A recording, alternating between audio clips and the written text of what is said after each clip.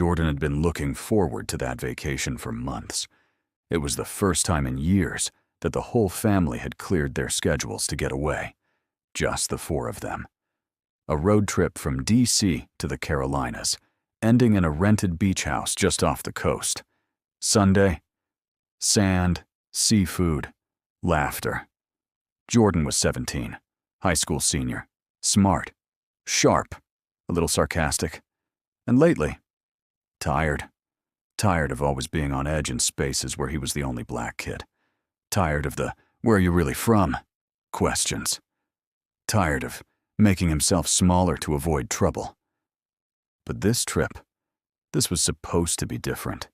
It was just them, his parents, his little sister Kayla, age 12, who had packed enough books for a month, and their dad, always cool, calm, quietly funny. The kind of dad who remembered every birthday, every inside joke, and every name of every friend Jordan ever brought home. He wasn't flashy, didn't talk much about work, said it was boring federal stuff. But Jordan had always known there was more to it. His dad was sharp, observant, moved like someone who noticed everything, who planned 5 steps ahead. Mom used to tease, "Your dad could blend into a crowd like a ghost." And Dad would smile and say, "That's the point." They left early on a Friday morning. The drive was smooth at first. Music, snacks, gas station stops, silly games. They crossed into North Carolina just after lunch, windows down, radio up. Dad was driving, Jordan in the passenger seat. Kayla asleep in the back, headphones in, head tilted. Mom reading something on her phone. Then it happened. A patrol car pulled behind them. No sirens, no lights, just following. Jordan noticed first. He turned down the music slightly and glanced at his dad. "That cop's been behind us since the last exit." His dad didn't look back, just nodded slightly. "I see him." Another 5 miles passed, still behind them. Then the lights came on. Blue and red. "Of course," Jordan muttered. Dad pulled over smoothly onto the shoulder, turned off the engine, rolled down the window, both hands on the wheel.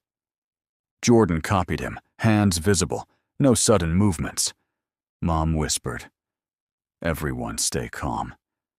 The officer approached slowly, mid-40s, white, stocky, mirrored sunglasses, hand resting on his belt like it was a habit. He leaned into the open window and without greeting or explanation said, "License and registration." Dad nodded calmly. "Sure. May I reach into my glove box?" The cop gave a tight nod. Slowly. Jordan watched as his father moved like he was underwater. Careful. Deliberate. No threat here. Just a black man and his family on the side of the road. The cop took the papers, glanced at them, looked back at the car. His eyes scanned Kayla, then Jordan. Then he said, "You have any weapons in the vehicle?" Dad shook his head. "No, sir." "Step out of the car." Jordan felt his stomach twist.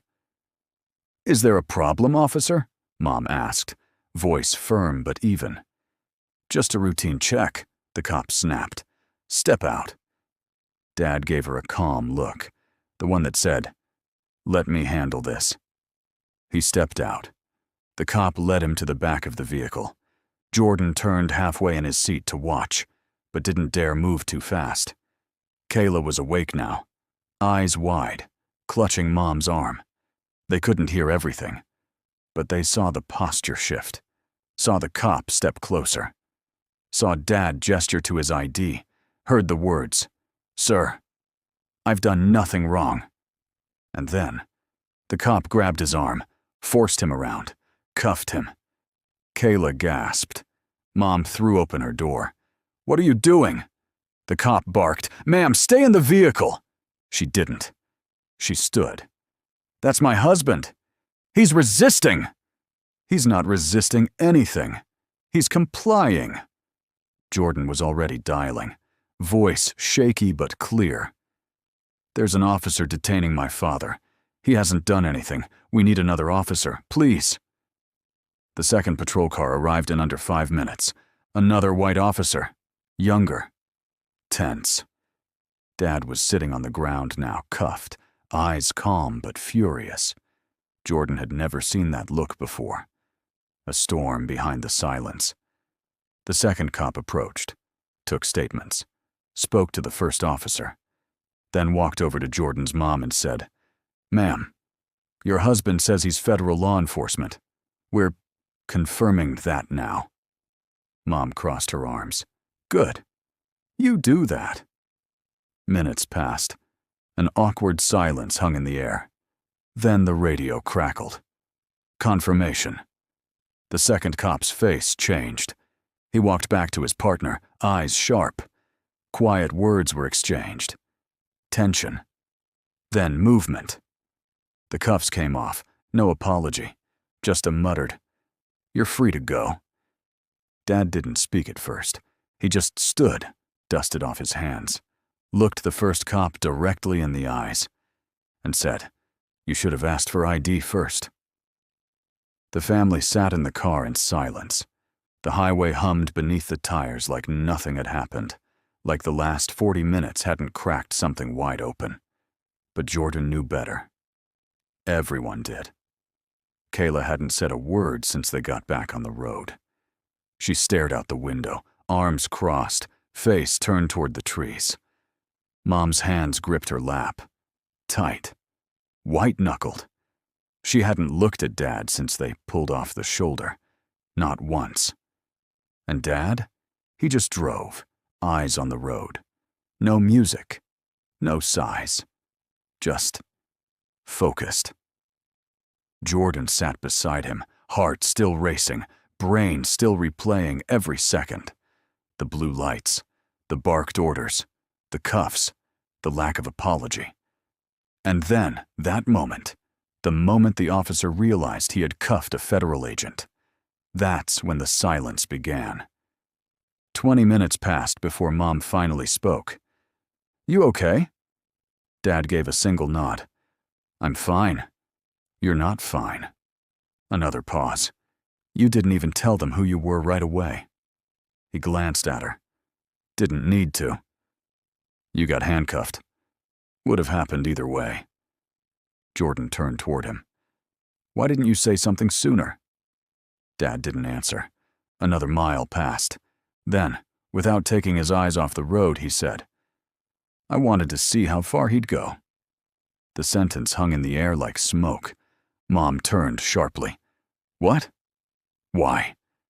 "Because that's who they are when they think no one's watching. That's when the truth comes out." Jordan felt a chill run through him. "But you're FBI," he said. "That should mean something, right?" Dad chuckled, but it wasn't amused. "I've had my badge ignored before, had my ID doubted, had plainclothes cops draw on me outside my own office building. Trust me, son, uniform or not, black skin comes first in their eyes." Kayla finally spoke, voice small. "But they let you go." "They didn't let me go," Dad said. "They realized I was someone who could end their careers." Silence again. It wasn't just the arrest that shook Jordan. It was the way Dad had sat through it. Still, patient, almost rehearsed, like he'd done this dance before. Jordan leaned back in his seat and stared at the ceiling of the car. He thought about the trainings they'd had at school. Know Your Rights presentations. The one time a white teacher asked if anyone had ever felt targeted by police, and everyone turned and stared at Jordan like he was the unofficial spokesperson for blackness. He thought about how, just last week, he had changed his hoodie before going to the library, just in case. He thought about how Kayla used to play with a toy police set when she was little, and how that toy had disappeared somewhere along the way. They arrived at the beach house just after sunset. A modern rental with ocean views, big glass windows, and a white porch swing that swayed in the salty wind. Normally, Jordan would have been excited.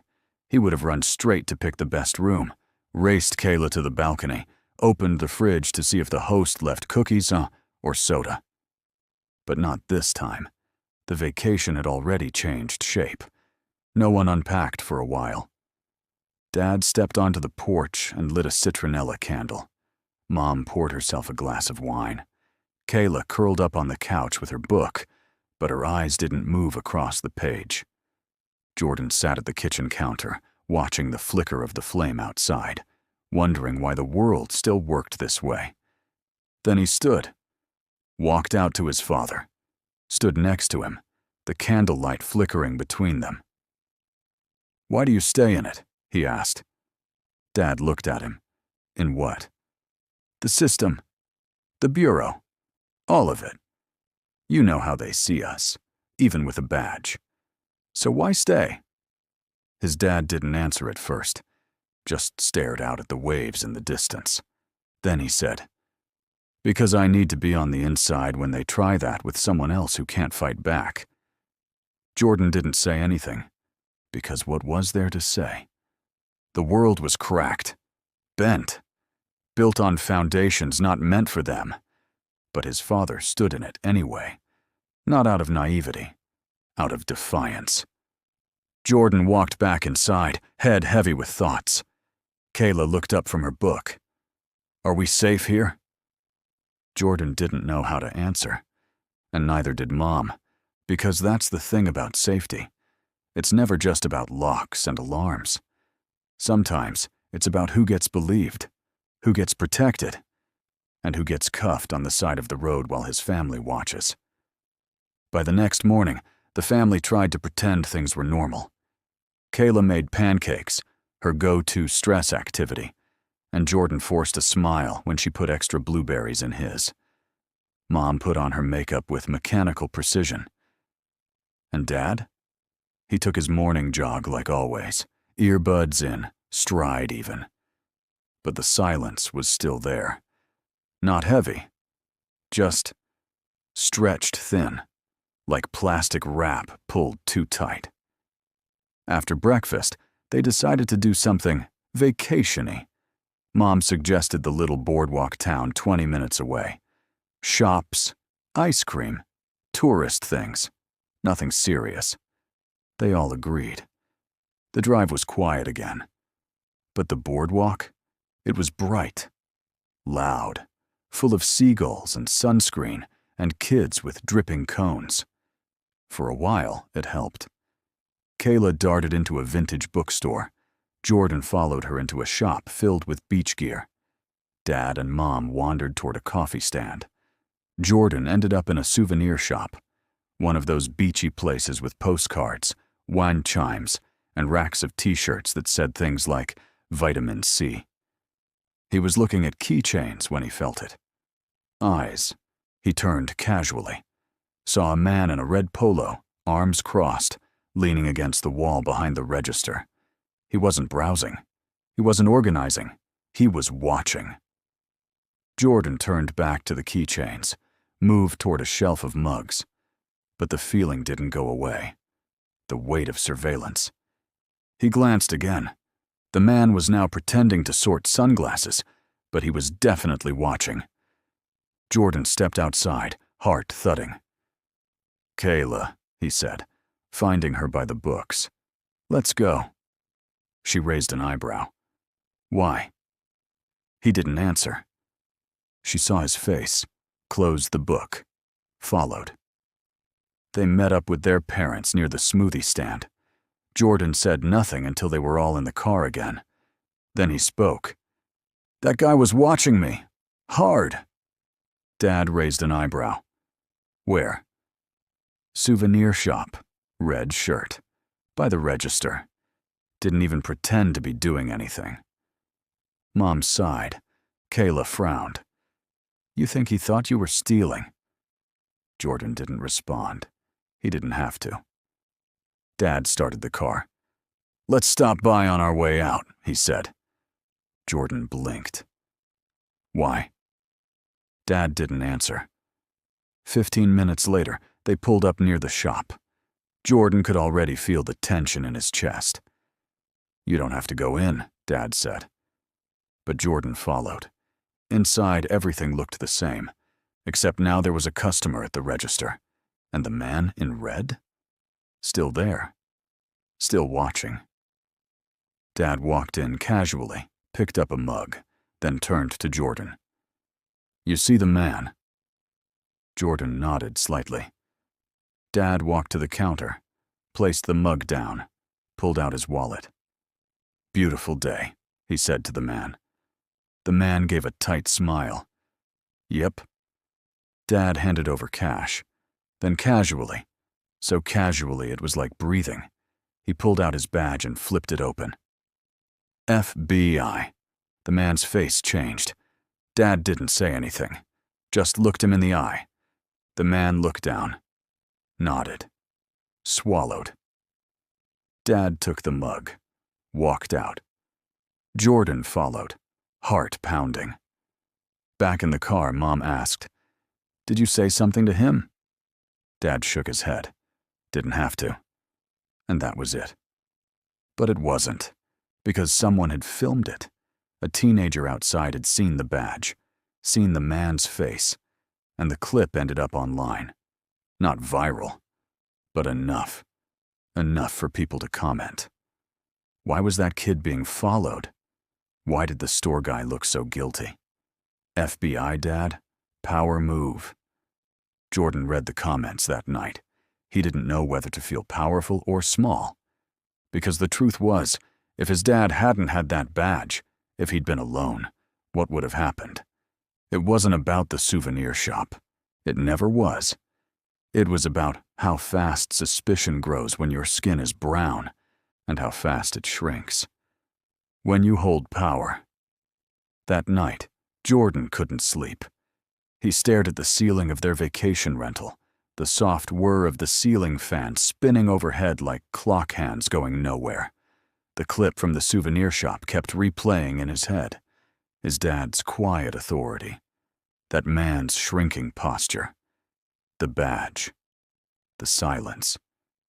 He didn't know what disturbed him more. The way the man had stared at him like he didn't belong, or the way his father had handled it so cleanly. Power for power. No confrontation. No anger. Just calm dominance.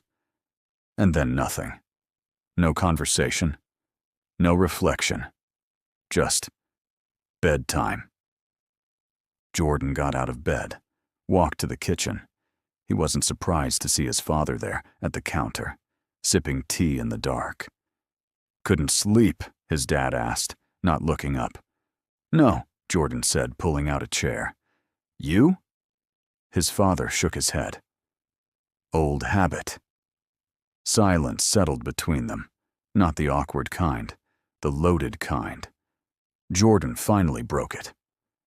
"Why didn't you say anything to that guy?" His dad looked over. "At the store?" Jordan nodded. "You flashed the badge. That's it. Why not call him out? Make him feel what we felt." His father stared into his cup, then sighed. Because that wasn't about him. Jordan frowned. It felt like it was. His dad shook his head. "Son, you could fight every battle and lose the war. Or you can plant seeds. Quietly. Precisely. Let people see the truth without giving them something to twist. But doesn't that feel like letting them win?" His dad gave a tired smile. Number it feels like survival. Jordan looked down at his hands. "Is that how you've always done it?" His father hesitated. "Not always. When I was younger, I shouted, marched, protested, almost lost my job once for speaking up too loud in the wrong room." "So you stopped?" "No," his dad said firmly. "I learned how to speak in rooms they couldn't throw me out of." Jordan was quiet. Let that sink in. "You're not weak for staying calm," his father said. "You're dangerous, because you stay sharp. You wait. You choose." He stood, placed his empty cup in the sink and looked at Jordan. "That man will remember me. Not because I yelled. but because I made him feel small without raising my voice. Jordan watched him walk away, and for the first time, he didn't feel like his father was avoiding the truth. He was just surviving it. But Jordan also knew his own fight might look different, louder, braver in its own way. He didn't need to choose his father's way. He just needed to understand it. By morning, the clip had spread farther than anyone expected. It wasn't viral in the millions, but it hit the kind of niche Twitter corners and TikTok algorithms where stories like this lived, where people dissected power, race, silence, and the microaggressions that stack into something heavier than bone. Within 12 hours, the clip had over 50,000 views. Comments poured in. Classic case of security theater. That dad was a legend? Imagine if he hadn't been FBI. This could have gone very differently. This is why we film everything. By mid-afternoon, local news stations were calling, then national bloggers, then someone from a documentary collective who had done work on profiling in small-town America. And then Jordan's phone buzzed. He was outside, sitting on the rental house porch, scrolling through headlines with his thumb, when the notification popped up. An Instagram DM request from a journalist at a well-known media outlet. "Hi, Jordan. I saw the clip that's circulating. I'd love to hear your side of the story. Would you be open to speaking on the record? Your voice matters." His heart skipped. He didn't respond immediately. Inside, he could hear the soft clatter of dishes. His mom was making tea. His dad was likely in the den, reading like nothing was happening. Kayla was upstairs, probably doom-scrolling the same feed he was. The words echoed. "Your voice matters." He wanted to believe that. He wanted to shout his version of things, not just about the souvenir shop, but the look on that man's face, the years of being watched, the too tight grins, the way people shifted their bags when he entered an aisle. But he also heard his dad's voice from the night before. "You could fight every battle and lose the war." Jordan stared at the screen, hovered over the reply box. Then Kayla opened the door. "Did you see it?" she asked, sitting beside him. "The clip's everywhere. People are calling Dad a badass." Jordan nodded. "You gonna talk to that reporter?" He shrugged. She leaned back. "I would." "Why?" "Because I'm tired of pretending stuff like that doesn't happen, and tired of us always being quiet about it." Jordan looked at her. She was right. But was he ready? He stood, went inside, found his dad in the den. The television was on, volume low. A rerun of an old documentary about Cold War spies. "Dad." His father looked up. "I got asked to speak to a reporter about what happened." His father didn't blink, didn't frown, just nodded slowly. "Do you want to?" Jordan hesitated. "I think I do, but I don't want to cause trouble. For you. For us." His dad sat back in the chair. "If telling the truth causes trouble, the problem isn't your story. It's the system hearing it." Jordan nodded. "Will you be mad if I do?" "No," his dad said quietly. "I'll be proud." Jordan went back to the porch, sat down, opened the DM, and replied, "Yes, I'm ready to talk." But in the back of his mind, a new question was already forming. What happens when the mic finds you, and the world wants to listen? The interview went live 2 days later. Jordan sat on the edge of his bed, laptop balanced on his knees, Kayla watching over his shoulder as the headline appeared in bold. "He arrested my dad because we were black, then found out he was FBI." It was a clean, well-edited video, just 10 minutes. Jordan's voice steady, measured, but unfiltered. He spoke about the fear, the way his dad handled it, the silence afterward. what it meant to grow up in a world where you had to earn the right to be believed. The clip didn't just circulate, it caught fire.